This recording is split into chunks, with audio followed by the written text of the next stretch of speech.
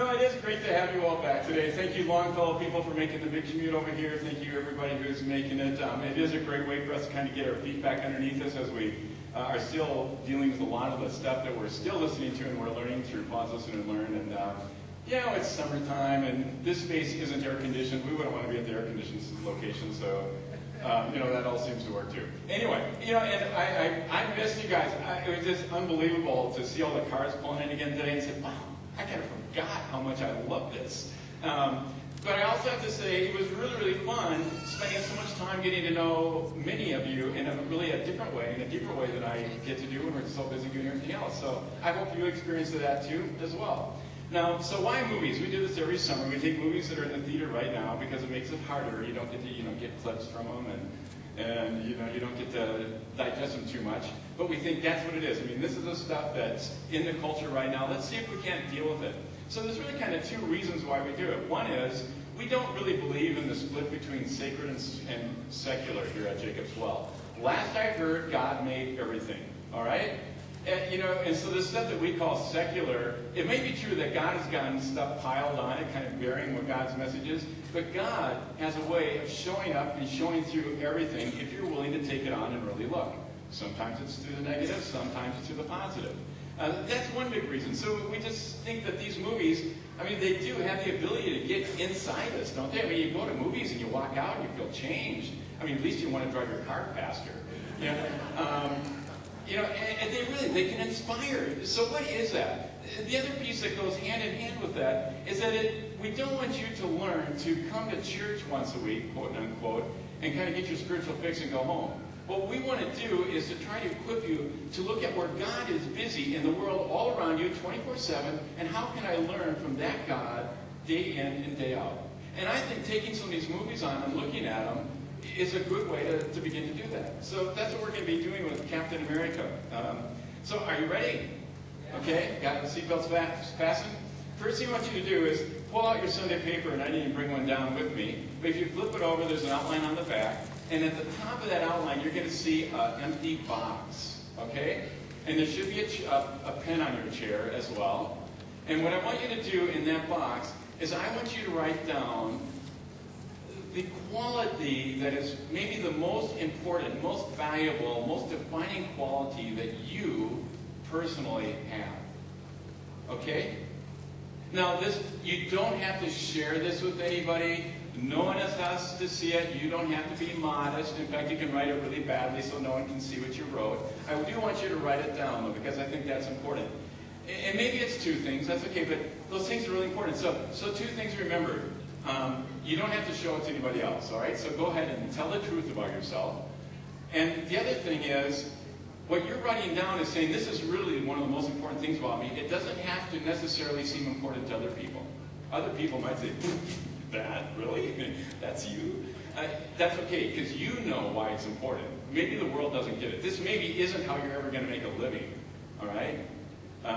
So I'll be quiet. I'm going to let this awkward silence thing happen for a little bit. And you guys figure out what is that thing you're going to write in there. I'll shut up. Okay, dude. Have it?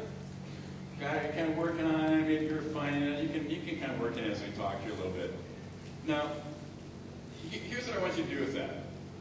And I really think that this question I just gave you is what this movie's really all about. If it's driving at a big point, that's what you just wrote down. So the question that I'd like you to work with as I'm talking is, how do you use that quality? How does it determine who you are and what you do? What is the effect that quality that you have, what effect does it have on the world around you? Okay, now you have to write that, but that's kind of what I want you thinking about. Maybe it's something you want to think about this week. So let me tell you a little bit how this fits into the movie, okay? So, all right, it's an action flick. It's kind of cheesy. It's full of impossible comic book stuff. It falls to the obligatory chasings and explosions. I think about one every 20 seconds. I want to see a hit movie made that doesn't have an explosion or chase scene. I don't think Hollywood can do it, frankly, but it'll be tough. So that's all in there. But this is what's kind of going on. If you haven't seen the movie, I won't ruin the movie. But just generally what's going on. So this is World War II, and during the war, Nazi and U.S. scientists are working on this serum that you can take, and it amplifies who you are. It makes whatever is in you basically turns you into a super people. They derived it from what people understand as something that the Nordic gods gave to humanity, but the people working with it just know it's something that made those Nordic people become portrayed so that they were understood as gods, and that's kind of that's the Marvel comic thing going on in the background, okay? So a poorly and too early implemented use of this was used on this Nazi scientist who becomes Red Skull. You're all familiar with the books, the comic books, I'm sure. And so he's not really the good guy. But then the more careful experiment that goes right is used in the United States with this guy, Steve Rogers, and that was what turns him into Captain America. So Captain America, he has no special power, all right? Unlike regular superheroes, he has no special power. He just is like, all that he is has been amplified. And it not only makes him stronger, but as this ex-German Jewish scientist who's working for the United States, Dr. Abraham Erskine says, it makes a good person great, and it would make a bad person worse. Right? It amplifies who you are, what is inside of you. So Steve Rogers, he wants to go and fight in the war. His dad was killed in the war. His friends are at war. He believes in what the freedom that the war is all about. He wants to go. But he's this little pipsqueak guy, okay? He's tried 4 times to enlist under false names, and he can't get in. So he's trying for a 5th time here.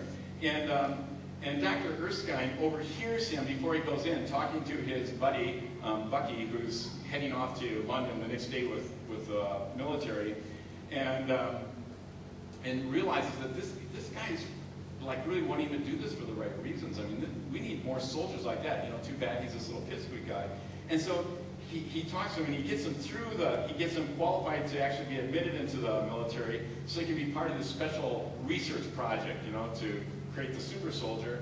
And what he says is, the Army already has many big, strong men. Maybe what we need is a little guy. Now, the colonel who's in charge of this whole unit that's trying to decide who's the person that we're going to turn into the super soldier, is not at all happy that Steve Rogers got put into the experiment. I mean, he's this little wimp of a guy. How is he ever going to do anything? But Rogers is selected for a special unit to try this serum, and he's advancing through the process of selection for some very important reasons. And watch this little clip from the movie. It'll help you kind of get clued in. When you brought a 90-pound asthmatic onto my Army base, I let it slide. I thought, what the hell, maybe it'd be useful to you, like a gerbil. Look at that. He's making me cry. Hodge passed every test we gave him. He's big, he's fast, he obeys orders, he's a soldier. He's a bully. You don't win wars with niceness, Doctor. You win wars with guts. Grenade!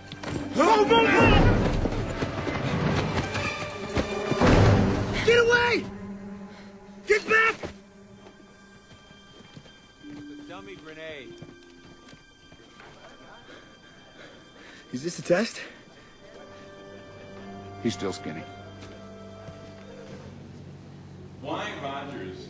What are the qualities that one would select if you were going to make a great, great person? What are the qualities that you would select to be the base of that greatness? That's the question that's going on here. Colonel Phillips, you heard him say that Hodges passed every test we gave him. He's big, he's fast, he's a soldier. Erskine says back, but he's a bully. Do you really want to amplify that characteristic? Will that really be a super soldier? Now, the Bible has a very, very similar story. And you probably all know it, at least to a certain extent. But in the very, very early days of Israel, this is written in the first book of Samuel, the people of Israel wanted a king, and God says, okay, I'll give you a king. And there was Saul, and that didn't go so well. And so God says, so God's going to choose another king, and David is going to be chosen, right? So let me just read you this. It's on your Sunday papers. It's also here. So I'll just read you the story. When Jesse and his sons came to Samuel, who was here to select who was going to be this king, he looked on Eliab and thought, surely the Lord's anointed is now before the Lord, because this is the big brother. He's a big, handsome, strong guy. But the Lord said to Samuel, do not look on his appearance or on the height of his stature, because I have rejected him. For the Lord does not see as mortals see. They look on outward appearance, but the Lord looks on the heart. Then I think I skipped a few verses here, but I'll read it to you. Then Jesse called Abinadab and made him pass before Samuel. He said, neither has the Lord chosen this one. Then Jesse made Shammah pass by, and he said, neither has the Lord chosen this one. Jesse made 7 of his sons pass before Samuel, and Samuel said to Jesse, the Lord hasn't chosen any of these. Samuel says to Jesse, are all your sons here? And he says, well, there remains yet the youngest, but he's keeping the sheep. And Samuel says to Jesse, aha, send and bring him, for we will not sit down until he comes here.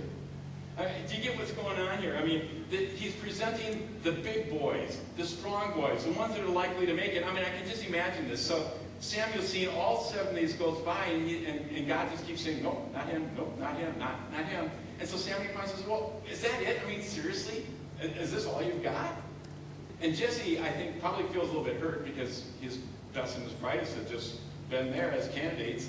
He says, well, no, that's all I got. Well, no, actually, I do have one more son, but, you know, he's the baby brother. I mean, he's my scrawny kid, and he's out looking after the sheep. Samuel says, bring him here. Because you're thinking of outward appearance, but God looks at the heart. That's what it's about. Now, there's something about this choice that Samuel did of David, that Erskine did of Steve Rogers, that I would call counterintuitive. You know counterintuitive. It means it's not the way you normally think. It isn't your first guess. And that seems to be defining what's going on here. In fact, I would say, when I was identifying this, I was talking to Peter and Don and Nate, and I think Justin was there too, and I was saying, you know, I've noticed that at Jacob's when we're preaching, we talk about things being counterintuitive a lot. Have you heard us saying that? Does it sound like a theme? Well, guess why? It's because our faith is counterintuitive. The way God looks at things and starts evaluating things isn't the way we do it on first blush. God looks deeper at things, you know, more than what people typically do. We have to look deeper into it. So, you know, this is a fill-in on your outlines, is that God's choices are counterintuitive. I mean, who would pick Steve Rogers over Hodges? Who would pick David over Shammah? God would, because God does counterintuitive things. But here's the second sign of it. God's choices are counterintuitive, but they make sense. When you're watching this movie, I would like to pull 100 people who were in the theater watching that movie and see if there was one person who was pulling for Hodges. Everyone wanted Steve Rogers to get bit. Why? Because we were shown beneath the surface. We got to look beyond normal intuitive so that we had a counterintuitive perspective, and we could see, no, don't pick this guy. That'll be a disaster. He'll just be like the guy who's trying to fight. He'll just be on the other side. Pick Steve Rogers. Because when you get below the surface, when you start seeing the world the way God does, when you start seeing the world the way it really was put together, it makes sense. I'm really leery of a faith that is both counterintuitive but also doesn't make sense. I think God created us to have brains and to be able to think, because God says when you really start understanding and seeing what I'm about, it should make sense to you. All right? God didn't give us brains for us not to use them. God gave us brains to confirm when we look deeply into the fabric of what's going on in this world, to confirm where our faith is leading us on these counterintuitive things. So you'll see there's a little arrow there. So a faith, a God that is counterintuitive, but that makes sense when we look beneath the surface, that equals something that we call wisdom. That's what wisdom is. Wisdom is a counterintuitive perspective on the world that makes sense because we've gotten below the surface of what's going on. God has called you to exercise wisdom, and I'm going to point this on your own life. God wants you to use wisdom in deciding who you are and how you will be in this world. Because you have a lot of choices. And it's the counterintuitive ones that God wants you to pursue. Probably not the ones that the world is going to reward you for. Not the ones that can make a big splash in the world. Not the ones that will always make headlines. Not the ones that have easy access to power in the world, the way the world defines power, but the ones that will actually make a difference. So that thing that you wrote in that box today, and I ask you to think about how it determines who you are and how you are in the world, and how you shape the world with it. This is a question for you to struggle with in this week, maybe for the rest of your life, and how do you do it from a perspective of God's wisdom, something that's counterintuitive yet makes sense. Those are important questions for us to do, and I think this movie really gives us a good example of it. So how was Steve Rogers chosen? What was his counterintuitive choice all about? I'm just going to give you a couple of quotes from the movie. He's getting beat up all the time. And he doesn't run from the people that beat him up. And the thing that he always says is, I can do this all day. Right? Because he's not going to give in. I can do this all day. And another time, when they're trying to convert him into Captain America and this experiment, everybody's, he's screaming and yelling, and the lights are, going out, and explosions in the control boards and stuff like that. And everybody's saying, turn it off, turn it off. And he yells from inside the castle, no, don't stop. I can take it. Well, what's this? I can do this all day. No, don't stop. I can take it. It's his persistence. It's determination. He's not going to give up easily. He knows who he's supposed to be and how he's supposed to be in the world, and he's going to stick with it. Determination, persistence. When he delivers like 400 men from behind enemy lines single-handedly, he brings them back. He wasn't supposed to do it. He brings them back, and he says that some of these men need immediate medical attention, and I would like to surrender myself for disciplinary action. And then there's another time when he's facing off with his arch rival, and his arch rival says to him, "What makes you so special?" What does he say? Does he talk about all the stuff that's been done to him and all the things he can do? No, he says, nothing. I'm just a kid from Brooklyn. It's humility, that's called. It's humility. He knows his place in the world. Erskine says this, and he's talking to Steve Rogers so he understands why he's been chosen, and he says, a strong man doesn't really respect power, but a weak man knows the value of strength, knows the value of power, and of compassion. He's chosen because he understands compassion. Bullies do not understand compassion. And their understanding of power is a goal rather than a tool. He knows that Steve Rogers understands his power as a tool, not as a goal. I love it. Over and over again in the movie, you heard it once on the clip there. Steve Rogers says, is this a test? Is this a test? The world is a test, guys.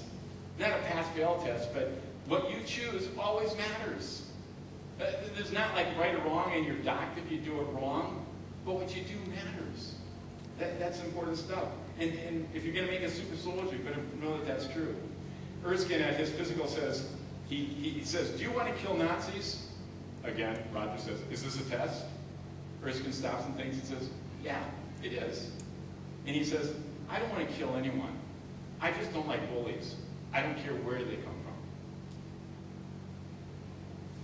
He has an understanding of justice. He has an understanding of the common good. Erskine, another time, he says, his kind of parting words to him, no matter what happens, stay who you are. Not a perfect soldier, a good man. I mean, that's kind of about, just be a good person, the person God made you. Don't follow something else. The person that we chose you from, amplify that, be that in the world. God is asking us to make these decisions. You see, these things, that thing that you wrote in that box, and there's other things about you as well that God says, I want you to grow up in me. I want my spirit, like we have in little Zoe there, amplifying the gifts that I gave you so that you grow up and bring these into the world. It isn't to make you a great person. It's so that you can make a great contribution to this world. That's what God wants. It may make you a great person too. That's great if you do. Hasn't worked for me. But what the idea is that it will allow you to make a great contribution to this world, and God needs that incredibly much. So what does God value most? What are these things? I mean, I just talked about some of the characteristics that Steve Rogers was chosen, and they're all admirable things, but they may not be yours, they may not be mine. What are the things that God chooses? Well, first of all, God chooses you, and that's important to know. God chooses you, has already chosen you. And what within you has God chosen? That is what you're going to be figuring out. I can't tell you. Some people that know you really, really well probably can give you some hints, maybe things you haven't even heard of. But this is a good place where I think diving into the Bible to get some perspective and meditating over it. Not because the Bible is going to tell you. If it did, I could tell you right now. But it'll create some discussions. It'll open up some doors and ways of thinking about this in ways that'll help you wrestle with that question. Okay, so I'm going to walk you through. These are, they're all listed on your Sunday paper, kind of in the middle of the outline. It's in a different font there. And I would like you to take these home this week. And I would like you to spend some time reading those verses. Read the context before and after. And meditationally, right? Not informationally, but meditationally, read through these this week. And spend some time seeing, how is God speaking to me? What is God trying to call out of me so that these characteristics of me might be amplified? The first one that I have there is the fruit of the Spirit. Paul simply, he spends a lot of time talking about who we are in the world and how we do it, and he finally says, the fruit of the Spirit is love, it's joy, it's peace, patience, kindness, generosity, faithfulness, gentleness, and self-control. I'm not going to go into those. They're examples. But this idea that it's the fruit of. So, meaning when God gets a hold of your life and starts making things happen so that your life makes that great contribution I was talking about, that's the fruit of your life, right? And Paul's going to say, that fruit is going to look like these kinds of things. If it looks like something of a totally different quality, a totally different caliber, then maybe you're kind of getting that wrong. Make it look like these things. The next one, I love this passage. Again, this is Paul writing to the Philippians. And he says this. He says, finally, beloved, whatever is true, whatever is honorable, whatever is just, whatever is pure, whatever is pleasing, whatever is commendable, if there is any excellence, if there is anything worthy of praise, think about these things. Find, what God is saying is, find these kinds of things in your life and think about them. In other words, work on them, amplify them, make them be the things of your life. What are these are just whatevers, right? What are the whatevers in your life that are fitting with what God is looking for? The last one that I give you there that I'd like you to spend some time this week are the Beatitudes. It wasn't too long ago we did a whole series just on these Beatitudes, these blessed are, from the 5th chapter of Matthew. It's Jesus' first time really preaching, at least as far as we have it recorded, to these masses of people. And he says, blessed are those who, da-dum-da-dum. It's all very counterintuitive, but it all makes sense. It's full of Jesus' wisdom. Spend some time looking at those as well. And remember, what does blessed are mean? It doesn't mean when you do these things and I like you and I'm going to give you a blessing and you get a free ticket to heaven. No. Do you remember what blessed means? A good way to think about it? It means when you do these things, God is with you. I'm with you. I'm helping you. I'm at work alongside you when you're about these things. When you're doing other things, it's not like I'm not trying to be with you, but I really can't help you on that because that's not how I'm looking at the world. That's not what I really need you to be about. All right? So that's the blesseds are. Those are important ones to look at as well. Now, just one little really, really quick warning on all of this. And this is, I think, what Zoe kind of recoiled on that I mentioned a little bit earlier. And that is people who decide to be counterintuitive, people that decide to follow Jesus and to go where all that leads in this world, they do what Captain America does. He's got this shield, right? His great weapon, all this stuff, But notice in that picture what it is. Does that look like a shield or does that look like a target? All right? If you're going to follow Jesus, you can have a target on your back. All these things that are so important to you, your defining qualities, the things that God has asked you to bring into this world, you are going to be attacked for them. All right? Because, well, all kinds of reasons. The people that just don't want you to stir the boat. They don't want to be compared to you. They want it to be about their power or their way of being in the world, and you're trying to undermine that because you're using this counterintuitive look at the world, all right? So just know that people who follow God's wisdom are tigers on the back. I don't need to say too much about that. I think it's kind of just plain true. Now, this movie ends in what I think is a really kind of important way, and I just want to spend a minute talking about as well. And it's a surprise ending, so this isn't really a spoiler. All I can say is if you do go to the movie, okay, stay through all of the subtitles. even though like it's excruciatingly long and boring, because there's something at the end of it that you want to see. And I'm not really spoiling it because what's the name of this movie? Captain America, what? Ba-dum, ba-dum. The First Avenger, meaning there are other Avengers, okay? So, and this is all in the media anyway, so I'm not spoiling this. But next year there's a movie calling out The Avengers, and they're all coming together. Who can name them? Iron Man, Thor, the Hulk. I'm really disappointed that you guys actually know that. Yeah, so there's 4 of them. So this, okay, on 2 levels. 2 levels I just want to mention this real quickly. First of all, Paramount Studios and Marvel Comics have been working on this since 2005, and we had no idea. They've been bringing up these superheroes and putting out movies about them that, I'm being edited, at least a bunch of us want to go to, and it's all culminating to this time when they all come together in these Avenger movies. I was reading some stuff about it this week, and at least one of the stars has signed up for as many as 9 Avenger movies. Wow. Ooh, please don't do that to us. And then on the other side is Steve Rogers, Captain America, has no idea. He's doing this great stuff. He's defeating the Nazis practically single-handed. And he thinks it's all going great and isn't this wonderful. But what he doesn't understand is that he isn't just a great contribution. He is part of an amazingly large, vast contribution that he doesn't even know about yet. There are these other people being surfaced around the world of Marvel comicdom that are also going to be doing the same thing and going after, evil in whatever way it happens to be.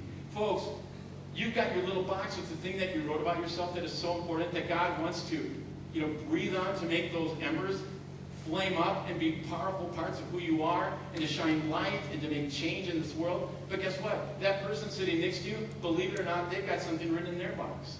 And it's different than yours. Every person here has something written in their box. Every person out there has something written in their box. You are not alone. You aren't the only one pulling this off. God is using all of us together, and without us all together, it's not really going to work.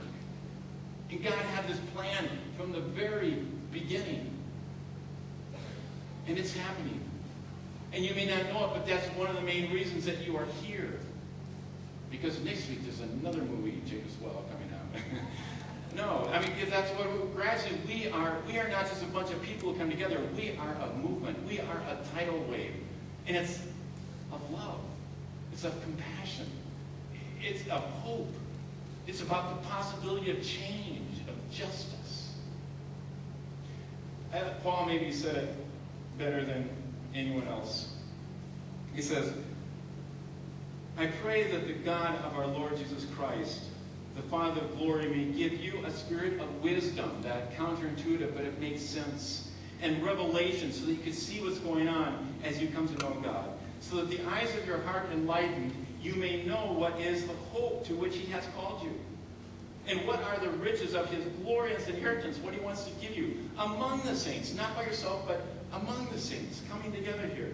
And then what is the immeasurable greatness of his power for us who believe, for us who trust in him, for us who are willing to follow according to the working of his great power. That's our hope, that's our dream. That's why we gather around these tables for communion. This is this place where Jesus said, I want you to know that it isn't just me and it isn't just you, it's us. And we had this meal together, and he broke this bread and he said, take and eat this. This is my body. This is me being born in you and growing up and changing this world. And he took a cup and he also gave thanks to God for it. And he said, take, drink this, because this cup is my blood. This is me pouring out my life for you to make sure there is nothing that will ever separate us from each other, or from you, from others, or from you, from God. It will all come back together. God promises this.